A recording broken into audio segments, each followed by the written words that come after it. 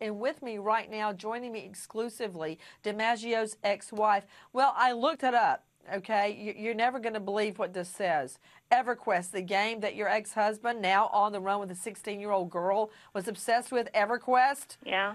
It is the EverQuest universe. Vast worlds of fantasy and magic await daring adventurers. Wow.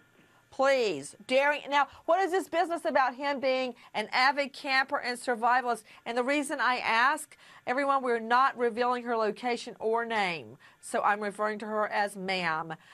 The reason I ask is because this guy is not on any interstate. He's not at any shopping mall. He's not at any gas station with a surveillance camera. He is somewhere else where we can't find him. Is he a survivalist and avid camper? I can't really comment about the camping thing because I never went camping with him, to be honest with you. But I do know that he is not a materialistic person. He's very resourceful. Those things I do know for sure. Otherwise, I really can't comment. You said he was consumed by video games. Mm-hmm. What else can you tell us about him? I mean, there had to be something about him that attracted you to him to start with.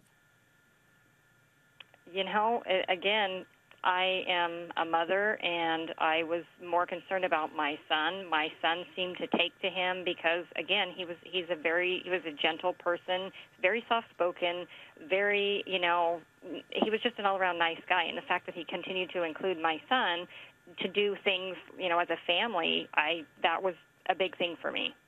How did he react when you told him you wanted a divorce? Surprisingly, just fine. Really? Mm-hmm. Were you ever concerned about his relationship with this family, with Hannah and her family and her mom? No, they were all friends and very close before I came along, and they all just seemed to be like brothers and sisters, and they were just very, very close. With me is DiMaggio, now on the run with at least one hostage, possibly the 8-year-old, but we now believe the 8-year-old is dead at his mother's side in that home. What are your words to him tonight if he could hear your voice? He needs to take Hannah and let Hannah go. He desperately needs to let her go. I feel terrible for her father and all of his loss, their whole family. He needs to give her up and let her go and turn himself in.